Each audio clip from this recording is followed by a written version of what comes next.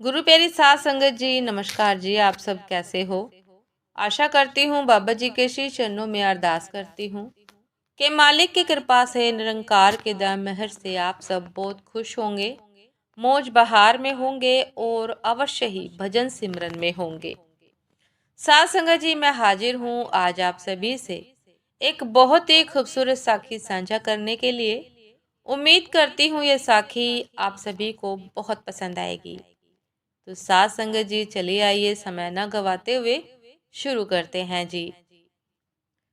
साथ संगत जी, राम दयाल इस बड़ी दुनिया में अकेले रह गए थे। उनकी पत्नी की मृत्यु हो गई। वह 2-4 दिन ही बीमार रही। मोहल्ले वाले उन्हें अस्पताल ले गए। उन्होंने ही भाग दौड़ की। राम दयाल खुद बीमार थे। उनका लड़का मुंबई में रहता है। कई वर्षों से घर नहीं आया था। माँ की मृत्यु का समाचार मिलने पर भी उसने जवाब भेज दिया कि बहुत उलझा हुआ हूँ, फुर्सत होने पर आ जाऊंगा। पत्र पाने वाली रात रामदयाल तकिए में मुंह गड़ा कर कितना रोए, कहना कठिन है। उनकी खुद की उम्र 65 वर्ष हो गई थी। अब उन्हें हरदम लगता था जैसे दुनिया में उनके लिए कुछ भी शेष नहीं रहा है। पड़ोसियों ने उनका बहुत ख्याल रखा। हर समय कोई न कोई उनके पास मौजूद रहता। लेकिन फिर भी रामदयाल की उदासी बढ़ती गई।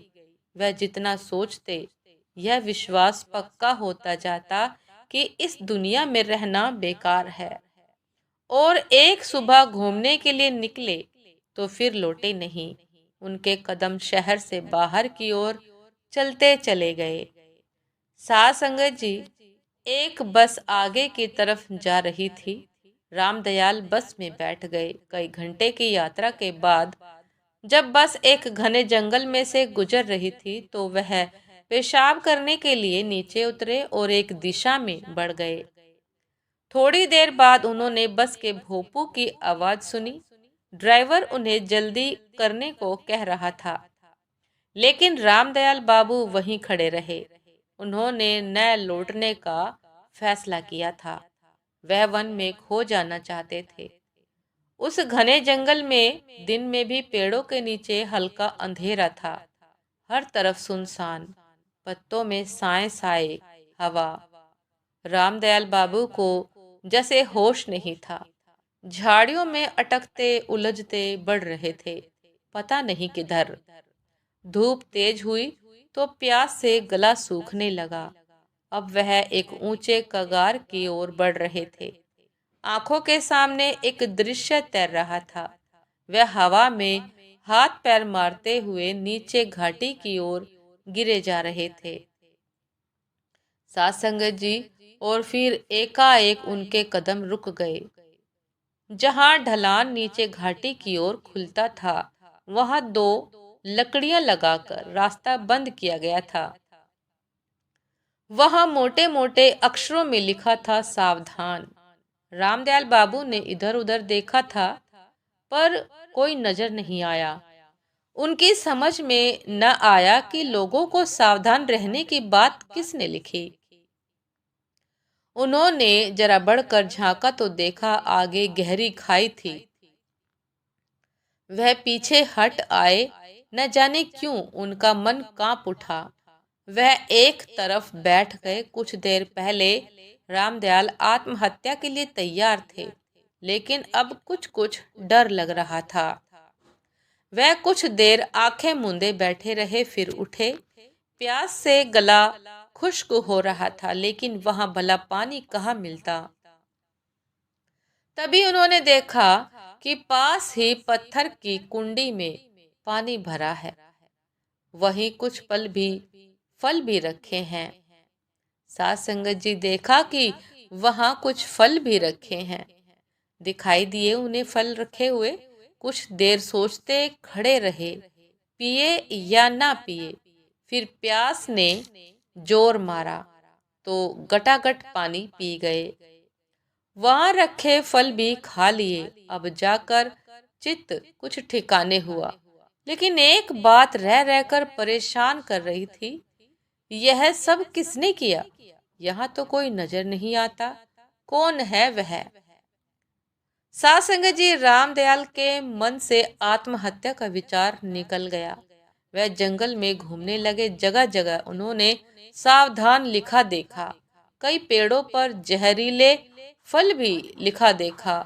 उन्होंने पाया कि अगर वह सब न लिखा होता तो कोई भी गिरकर अपने प्राण गंवा सकता था। घास में छिपे हुए गहरे खड्डे, खतरनाक मोड़, जहरीले फल, सबके बारे में सावधान किया गया था। साथ संगत जी, अब तक दोपहर ढल चुकी थी। रामदयाल जी ने जोर से पुकारा, मेरे प्राण बचाने वाले भाई, मैं आपके दर्शन करना चाहता हूँ। पत्तों के पीछे सरसराहट हुई और एक बूढ़ा हंसता हुआ सामने आ गया। उसने कहा, मैं बहुत देर से आपको देख रहा हूँ, कहिए आप यहाँ कैसे आ गए? सच कहूँ, मैं आत्महत्या के इरादे से आया था, लेकिन खाई के किनारे लिखे शब्दों ने मन बदल दिया, रामदयाल कह गए। उस व्यक्ति ने पूछा, अब क्या इरादा है? सोच रहा हूँ क्या करूं, रामदयाल ने कहा और उनकी आंखें भर आई। बूढ़े के पूछने पर उन्होंने अपनी राम कहानी कह सुनाई। जब उन्होंने बात खत्म की तो उनकी आंखों से लगातार आंसू गिर रहे थे। एकाएक उन्होंने पूछा कि लेकिन आपने अपना परिचय नहीं दिया। बूढ़े ने कहा कि जो आपका परिचय है वही मेरा भी है। मेरा नाम है नरसिंह। क्या सुनाऊं? अनेक वर्ष हो गए। एक दिन मैं अपने बेटे के साथ इस जंगल से गुजर रहा था। तभी बेटा घास में छिपे गहरे खड्डे में गिर गया। वह इतना नीचे गिरा था कि मैं वहां पहुंच नहीं सकता था। मेरी दुनिया अंधेरी हो गई। पत्नी पहले ही मर गई थी। अब तो कुछ भी नहीं बचा था जीवन में। मैंने तय किया कि मैं भी उसी खड्डे में कूदकर जान दे दूं। रामदयाल जी ध्यान से सुन रहे थे। नरसिंह ने आगे कहा कि मैं कूदने जा रहा था। एकाएक मन ने कहा कि यह कायरता है। हो सकता है इसी तरह लोग आकर इस छिपे गड्ढे में गिरते रहे। नहीं, यह ठीक नहीं। पहले इसका कुछ प्रबंध करना चाहिए। बस मैंने खड्डे के चारों ओर पेड़ की डालियां खड़ी करके उन्हें लताओं से बांध दिया। फिर रामदयाल ने पूछा, फिर मुझे लगा कि ऐसे खतरनाक स्थान तो इस जंगल में और भी होंगे। मैंने देखा मेरे बेटे की जान लेने वाले खड्डे के पास ऐसे ही दूसरे स्थान भी थे। बस मैंने निश्चय कर लिया कि जंगल में जब तक एक भी ऐसा खतरनाक स्थान रहेगा, मैं नहीं मरूंगा। वह दिन था और आज का दिन है। मैं इसी जंगल में रह रहा हूँ। अभी मेरा काम खत्म नहीं हुआ। खतरनाक स्थानों पर मैंने चेतावनियां लिख कर लगा दी है। कौन से फल जहरीले हैं, कौन से फल खाने लायक हैं, यह भी जान लिया है। जंगल इतना खतरनाक नहीं रह गया है जितना पहले था। मैंने कई भटके लोगों को रास्ता बताया है, खाने पीने की सामग्री दी है, नहीं तो शायद वे मर जाते। और हर बार मुझे लगा कि आत्महत्या न करने का मेरा निश्चय गलत नहीं था। रामदयाल गंभीर होकर नरसिंह की बातें सुन रहे थे। एकाएक नरसिंह ने कहा, रात हो रही है, जंगली जानवरों का डर है। सुबह आपको जंगल से बाहर जाने का रास्ता बता दूंगा। आइए। नरसिंह रामदयाल को एक गुफा में ले गया। उसके बाहर आग जलाकर दोनों लेट गए। रात को जंगली जानवरों की आवाजें सुनाई दी, कभी दूर कभी एकदम पास। सुबह रामदयाल की नींद खुली तो नरसिंह ने कहा कि चलिए, आपको जंगल से बाहर जाने वाले रास्ते पर छोड़ दूं। लेकिन मुझे कहीं नहीं जाना। तब कहाँ जाएंगे, क्या इरादा है? नरसिंह ने आश्चर्य से पूछा। मैं यही रहूंगा आपके साथ, रामदयाल ने कहा। अभी जंगल में ऐसे बहुत से स्थान हैं जहां देखभाल की जरूरत है। मैंने मरने का इरादा छोड़ दिया है। क्या सच? कहते हुए राम नरसिंह की आंखें चमक उठी। कि क्या सच में आपने आत्महत्या का इरादा छोड़ दिया है और यहीं रहने का इरादा किया है? यह कहते हुए नरसिंह की आंखें चमक उठी। हाँ, मैंने देख लिया है, जीवित रहकर दूसरों को मरने से बचाया जा सकता है, रामदयाल ने कहा और मुस्कुरा उठे। सात संगत जी, मरने के लिए एक दुख है तो जीने के लिए 100 सुख भी कम है, रामदयाल ने कहा और गुफा से बाहर आ गए। सूरज पेड़ों के पीछे से ऊपर उठ रहा था।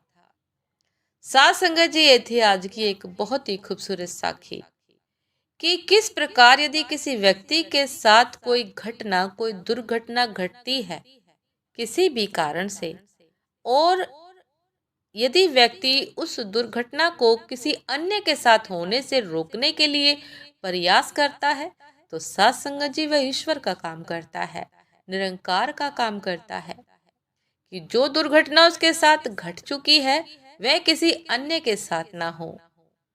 सात संगत जी, ऐसे परोपकारी व्यक्तियों की वजह से ही यह संसार कायम है, ये दुनिया चल रही है। सात संगत जी, उम्मीद करती हूँ ये साखी आप सभी को बहुत पसंद आई होगी। यदि पसंद आई हो सात संगत जी तो लाइक कमेंट शेयर करना ना भूलिएगा। चैनल पर जो भी नए हैं कृपा करके सब्सक्राइब कर लीजिएगा ताकि चैनल पर मिलने वाली सभी शब्द साखियों की अपडेट आप सभी को समय पर मिलती रहे। सात संगत जी, आप हम इंस्टाग्राम पर भी फॉलो कर सकते हैं। इंस्टाग्राम का लिंक डिस्क्रिप्शन बॉक्स में दिया गया है। सात संगत जी, दासी को अभी आज्ञा दीजिए, आपसे फिर मिलते हैं एक नए शब्द साखी के साथ, एक नए विचार के साथ। तब तक के लिए नमस्कार जी। सदा खुश रहिए, मुस्कुराते रहिए, भजन सिमरन करते रहिए। और सात संगत जी, यदि हमारे साथ किसी के भी साथ कोई भी दुर्घटना घटती है जिससे कि हमें यूं लगता है कि जीवन का अंत कर देना चाहिए, तो सात संगत जी उस घटना से, उस दुर्घटना से उभर कर हमें यह सोचना चाहिए कि हमारा जीवन किसी अन्य के काम आ सकता है और अपने जीवन को परोपकार के कार्य में लगाकर सदुपयोग करना चाहिए। अपनी हर श्वास का सदुपयोग करना चाहिए, क्योंकि आत्महत्या का विचार कायरता है। आत्महत्या का विचार निरंकार कभी स्वीकार नहीं करते। तो सात संगत जी, उम्मीद करती हूँ साखी बहुत पसंद आई होगी। तो फिर मिलते हैं आपसे किसी एक नई शब्द साखी के साथ, एक नई प्रेरणादायक विचार के साथ। तब तक के लिए नमस्कार जी। सदा खुश रहिए, मुस्कुराते रहिए, भजन सिमरन अवश्य करते रहिए। परोपकार के लिए जीना सीखे सात संगत जी। नमस्कार जी।